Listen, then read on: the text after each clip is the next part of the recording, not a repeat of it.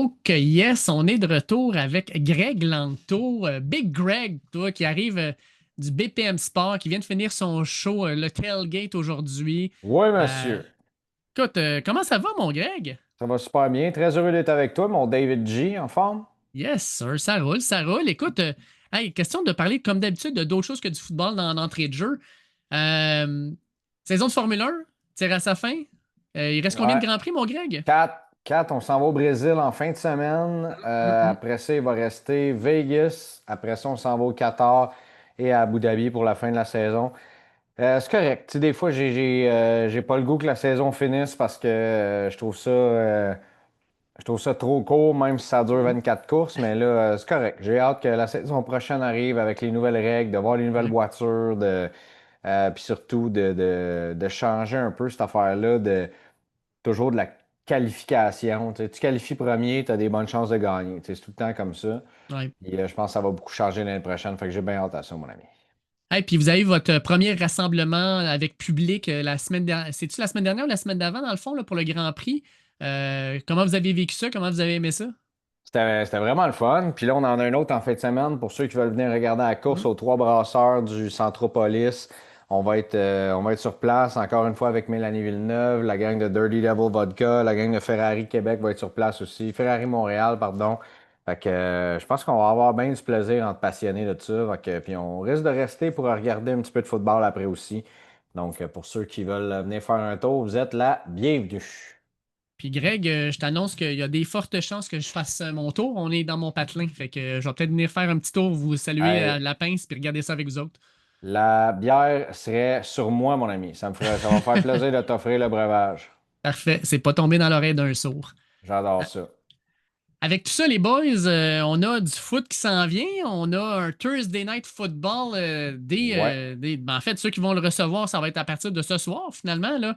Parce que nous, on enregistre mercredi soir. Puis, je sais pas quoi penser de ce Thursday Night Football-là entre les Raiders et les Broncos. Les Raiders qui viennent d'échanger Jacoby Meyers, qui se sont, tu sais, qui ont perdu en prolongation de la pire façon possible contre les Jaguars.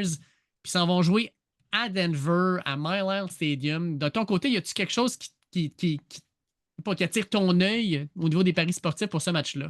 Ouais, ben moi, il y en a deux, là. Tu sais, les Broncos avec le spread alternatif. Tu sais, j'y vais pas avec moins 9 pour les Broncos parce que le spread, je le trouve un petit peu haut, surtout pour un match de Mm. division.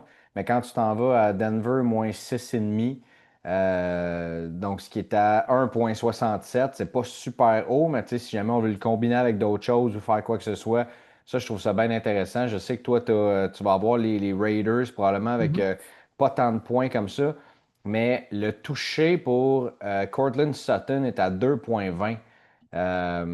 Puis j'aime beaucoup cette cote-là. Tu sais, en Mm. même temps, Bonix va se tourner par qui? Va se tourner vers où? Donc ça, je le prendrais. Puis Bonix nous a aussi habitués à courir. Si on a vu ça la semaine passée aussi, là. Ouais. Ça a été bien productif pour lui. Donc, le over des rushing yards pour lui, qui est à 22,5 à Oh, pas tant. 1,87, je trouve ça bien intéressant. Nice, nice. Non, effectivement. Puis surtout, là, je pense que tu sais, pour faire rouler l'attaque de temps en temps, Bonnick, je pense que le faire courir, c'est toujours une bonne idée. Fait que Exact. pourquoi pas. Puis moi, ben, de mon côté, effectivement, tu l'as dit, mais les Raiders sous 16,5 points. La défensive des Broncos, je comprends que fort probablement qu'encore une fois, Patrick Surtain ne sera pas là. Mais malgré ça, c'est une défensive qui met énormément de pression sur le corps arrière. Puis Geno Smith n'a pas montré des belles choses cette année sous pression. Fait que je pense qu'on va avoir de la difficulté à marquer des points. Et avec Jacoby Meyers qui n'est plus là, leur receveur numéro un, qui a été échangé aux Jags, d'ailleurs, qui a dû prendre l'avion avec les Jags pour retourner à Jacksonville après le match, Et ça, c'est comique. quand même, hein? Ben, leur meilleure arme après leur tight end, c'est Trey Tucker, qui va devenir le receveur numéro un. Fait que je vais mettre over 3,5 réceptions pour lui. Je pense qu'on va l'utiliser beaucoup parce qu'après Trey Tucker, il n'y a plus grand-chose, là. Non, effectivement, il n'y a plus grand-chose en partant, là, tu sais. Ça, c'est malheureusement pour les fans des Raiders qui nous écoutent, pour qui Ouais. j'ai beaucoup d'empathie depuis très longtemps. Mais ouais, tout à fait d'accord avec toi. J'aime ça. Mm. Puis après ça, ben, on se dirige vers dimanche. Puis dimanche, on a une belle qualité, je trouve, de duel. On a des beaux duels de division. On a le NFC West, là, les Cards contre les Seahawks, les Rams contre les Niners. On a un super Sunday Night Football avec les Packers contre les Eagles. On va avoir une belle journée de football. Puis en regardant tout ça, moi, oui, il y en a qui m'ont sauté aux yeux, mais je vais commencer par t'écouter, Greg, parce que la sagesse avant l'impulsivité, on va le dire de même. Ben, écoute, il y a tellement de cotes là, vers lesquelles on aurait pu aller. Puis, tu sais, moi, de plus en plus, j'aime les Rams. J'aime Mm. vraiment les Rams. Puis quand tu regardes encore une fois les touchdown scorers, là, tu sais, ils ont baissé la cote. Là. Moi, Davante Adams est rendu à 1,95. Mais sa cote en début de saison était très, très élevée pour des touchés. Puis tu vois, il y en a fait deux, je pense, la semaine Ouais. passée. Donc tu sais, ça reste une cible que Matt Stafford aime beaucoup. Fait que moi, je prendrais le 1,95 pour son toucher. Tu sais, même devant le Kyron Williams, on l'attend, Puka Nakua. Puis c'est ce qui va libérer, d'après moi, Davante Adams. Mais aussi, chez les touchés, je m'en vais, tu sais, je retourne non, Cortland Sutton, pardon, excuse-moi. Je me suis mêlé dans mes notes un peu. C'est bien correct. Ça, je vous l'ai dit. Oui. Euh, je vais aller avec les Ravens également, qui, Oh. selon moi, les Ravens vont se faire un petit festin dimanche contre les Vikings. Il y a deux cotes qui m'intéressent là-dedans. La première, et elle est très, très basse. Pour moi, J.J. McCarthy va lancer un pick. Ça, c'est presque certain pour moi.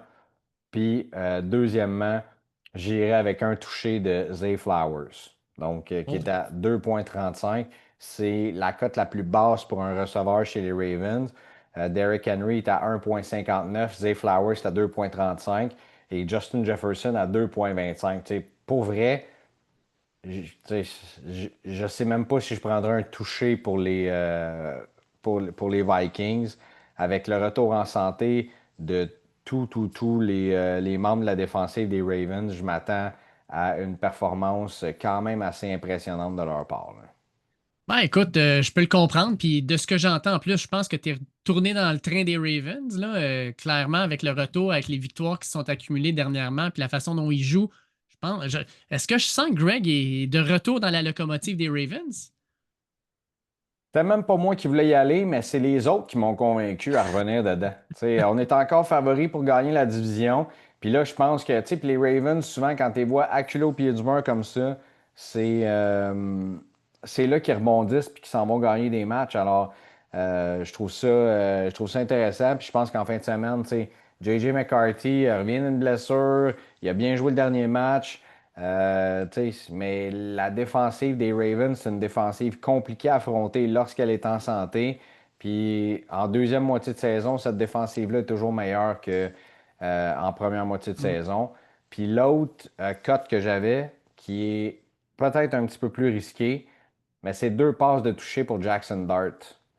La cote est à 2,35, puis il est vraiment pas mauvais dans cette équipe difficile à naviguer. Puis regarde Mm. les Bears, les points qu'ils donnent, les points qu'ils ont donnés aux Ravens, les points qu'ils ont donnés aux Ouais. Bengals. Donc je pense que Jackson Dart sera pas si pire que ça. Est-ce que je vois les Bears pour l'emporter? Oui, mais je pense que quand même Jackson Dart, puis en même temps, il a perdu son porteur de ballon, lui-même court, mais il va assurément devoir, s'il veut mettre des points sur le tableau, lancer le ballon. Fait que moi, je vais prendre le over 1,5 TD pass dans son cas. Ah, j'aime bien ça. Puis je te dirais, dans les premières cotes qu'il a données, là, Davante Adams, je l'adore parce que Puka Nacua, blessé au dernier match, on pense qu'il va jouer ce match-là, mais il ne sera probablement pas à 100%. Puis je commence à voir avec Davante Adams et Matthew Stafford un peu du fameux Aaron Rodgers et Davante Adams. Tu sais, dans la zone début, c'était de la magie à Exact. chaque fois, puis on commence à le voir des deux côtés, là. Exact. 100% d'accord avec toi. Mm. 100% d'accord avec toi. Tu connais mon amour pour Davante Ouais. Adams. Euh, Puis celle pour Matthew Stafford aussi. Puis j'aime ça. D'ailleurs, pour moi, c'est rendu. Tu sais, ils ont mis deuxième dans les Power Rankings de la NFL cette semaine. Mhm. Moi, je les vois premiers en ce moment. Ah, il joue très bien.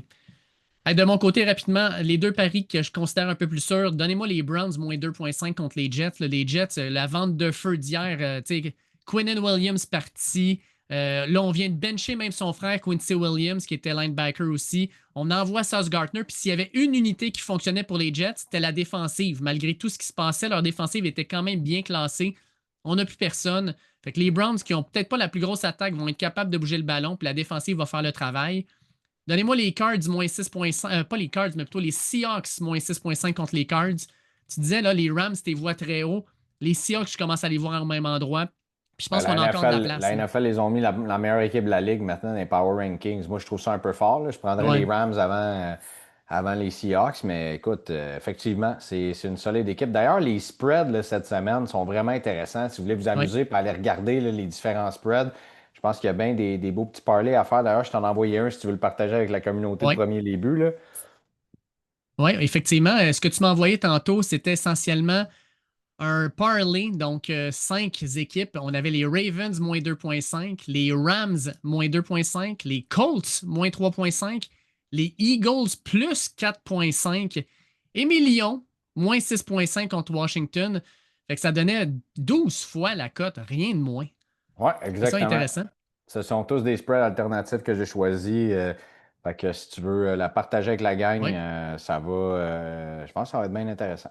Oui, exact. Puis moi, dans mes risqués, j'avais Eagles moins 2,5 en alternatif parce que je pense que les Packers, ils viennent de se faire battre par les Panthers. Les Eagles, tant qu'à moi, sortent d'un bye week, ils vont sortir fort. Puis James Cook, 2 touchés par la course ou plus dans le match contre les Dolphins. Je pense qu'on va courir le ballon beaucoup. On va lui donner le ballon, puis il va faire les gros jeux. La cote est quand même à 5,75. Elle est énorme, mais j'aime beaucoup parce que je pense que James Cook est en train de prendre son air d'aller. Absolument. Absolument. Bonne observation, mon ami. Hey Greg, toujours un plaisir. On Le va plaisir est pour moi, continuer à mon suivre ami. ça. Ben oui, on On va continuer salue à les suivre ça fans de sur foot. Bet99 avec l'ambassadeur numéro 2 de Bet99. Ben, là, c'est Wow. ce que tu m'avais. 3. 3. On va être rendu Wow. à 3. On est rendu à 3. On descend chaque semaine. Parfait. Attention à toi, mon Greg. Salut. Salut à tout le monde. Bonne semaine de foot. Yes, sir.